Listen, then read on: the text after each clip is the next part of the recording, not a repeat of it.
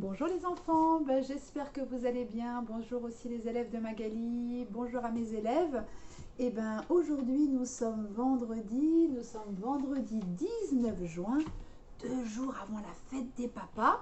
Voilà, j'espère que votre cadeau tout est terminé. C'est peut-être emballé dans un papier cadeau, sinon vous pouvez le faire.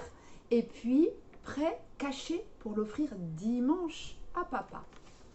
Alors, aujourd'hui on est vendredi et aujourd'hui c'est la dictée de mots invariables. Alors, vous sortez votre cahier bleu, vous sortez vos stylos et vous allez écrire la date vendredi 19 juin.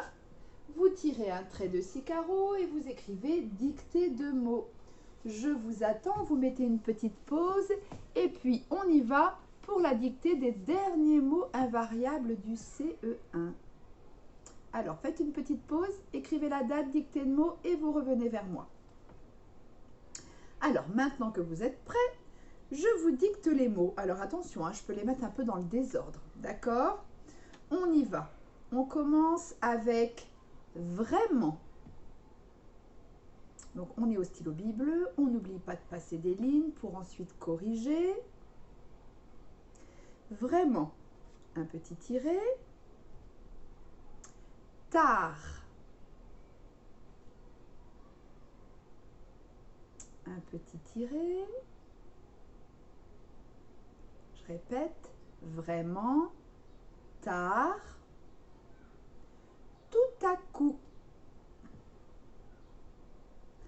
Tout à coup. Attention, il a trois mots ce mot tout à coup. Il est composé de 3 mots. Tout à coup. Ensuite, vous allez écrire voici. Voici.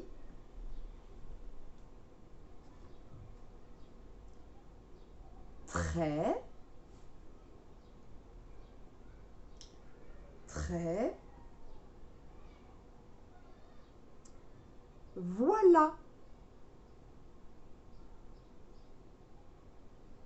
Voilà. N'hésitez pas à faire une petite pause si je vais trop vite. Voilà. Le mot suivant, c'est trop.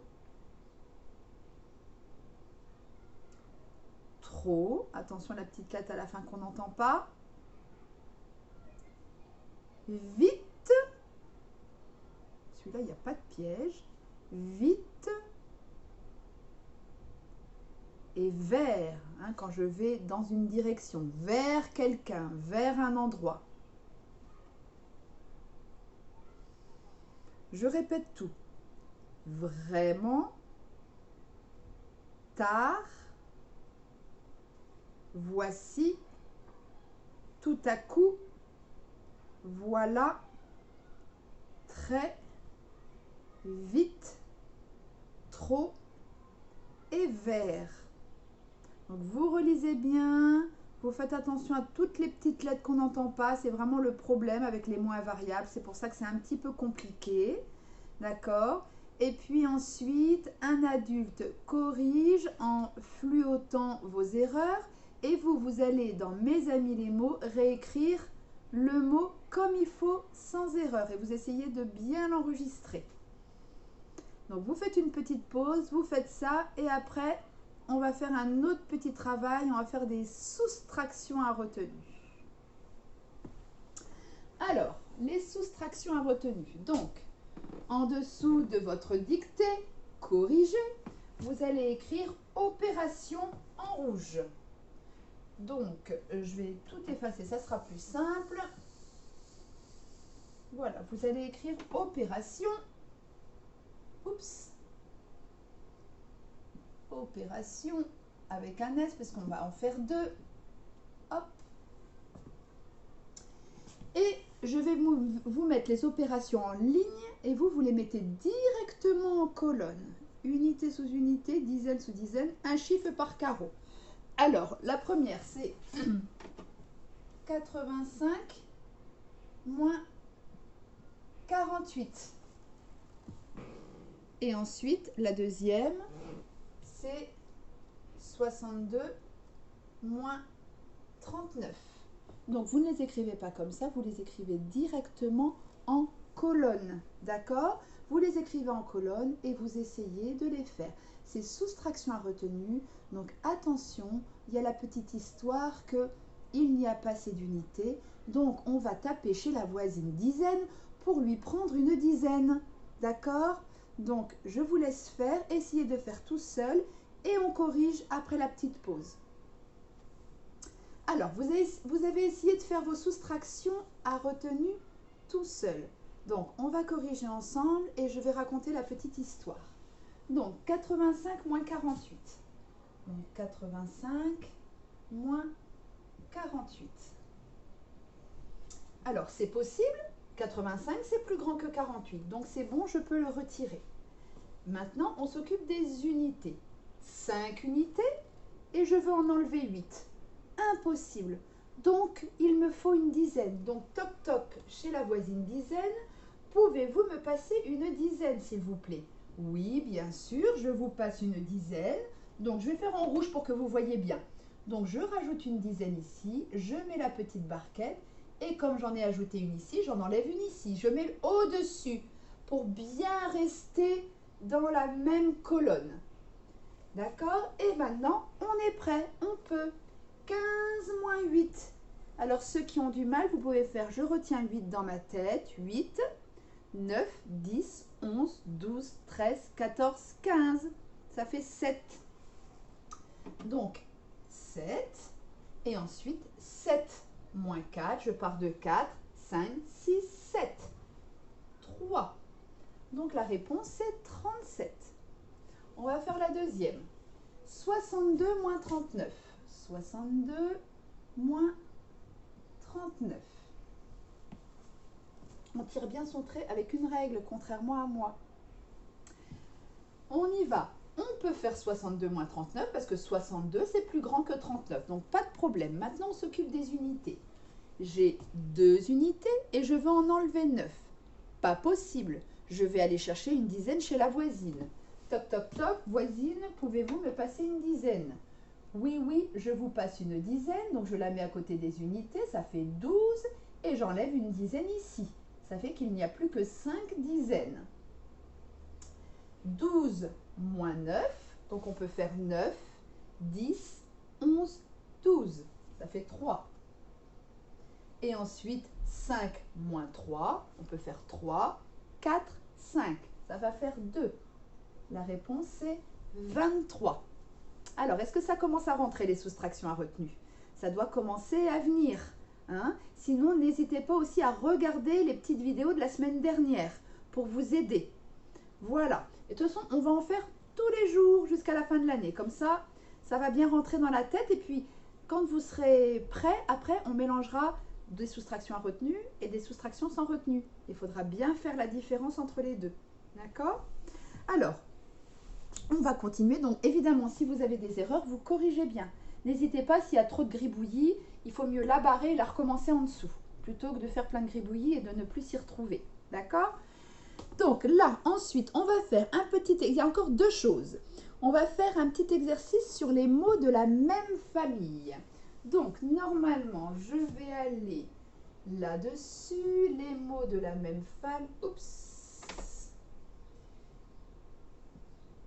Les mots de la même famille.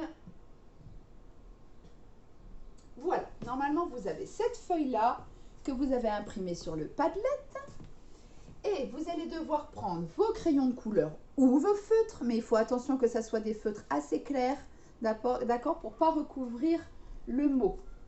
Donc, vous allez devoir colorier les mots de la même famille, de la même couleur.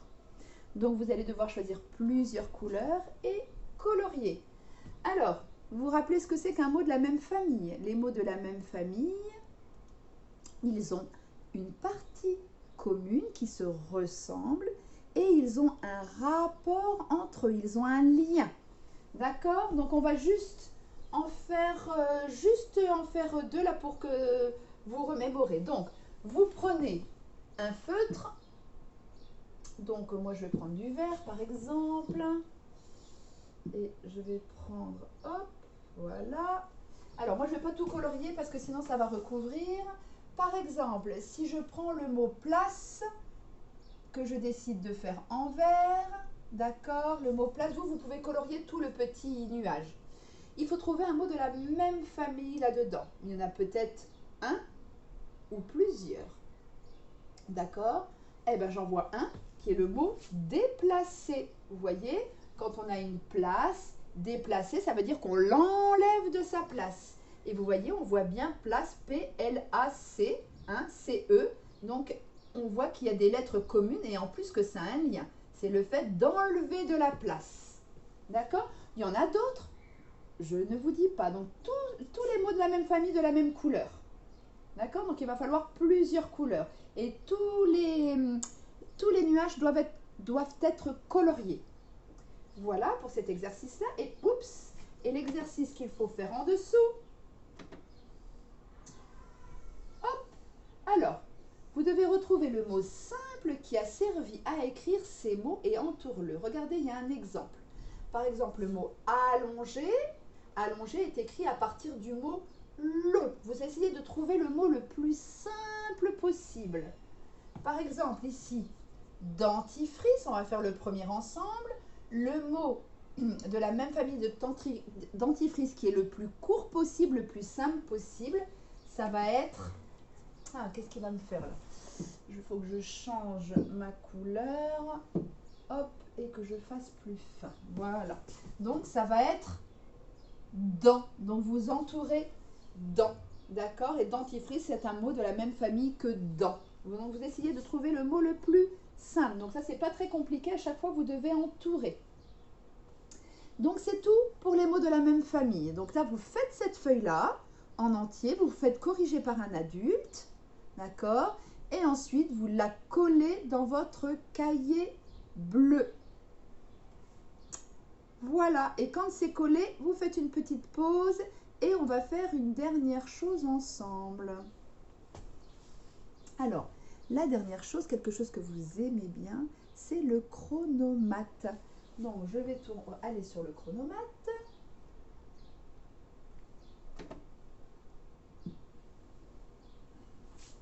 C'est le chronomate numéro 9. Donc, vous l'imprimez, vous demandez à un adulte d'avoir un chronomètre, d'accord? Et vous vous mettez 3 minutes. Quand vous êtes prêt, donc vous démarrez au stylo-bille bleu. Quand vous êtes prêt, au stylo-bille bleu, vous essayez d'en faire, vous n'êtes pas obligé d'aller dans l'ordre, hein.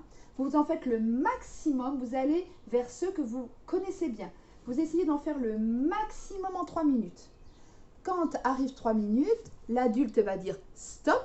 Dans ce cas-là, vous changez de couleur, vous prenez un vert par exemple ou une autre couleur et vous continuez, vous essayez de tout faire. D'accord? Donc, ensuite, l'adulte vous corrige. Tout ce qui est bleu est bon et juste. Tout ce qui est bleu et tout ce qui est juste, on inscrit ici au score. Hop, le score qui est là. D'accord? Il faut que ça soit bleu et juste. C'est votre score. D'accord? Et ensuite, vous corrigez le reste. Vous essayez de voir les endroits où vous avez bon, pas bon. Et vous vous faites aider pour trouver la bonne réponse. Voilà. Alors, c'est une question de rapidité, hein, évidemment. Donc, vous faites votre chronomate et vous inscrivez le score et ensuite, vous le collez dans le cahier bleu. On se retrouve pour une deuxième petite vidéo pour un exercice sur l'imparfait de être et avoir parce que c'est tout nouveau. À tout de suite!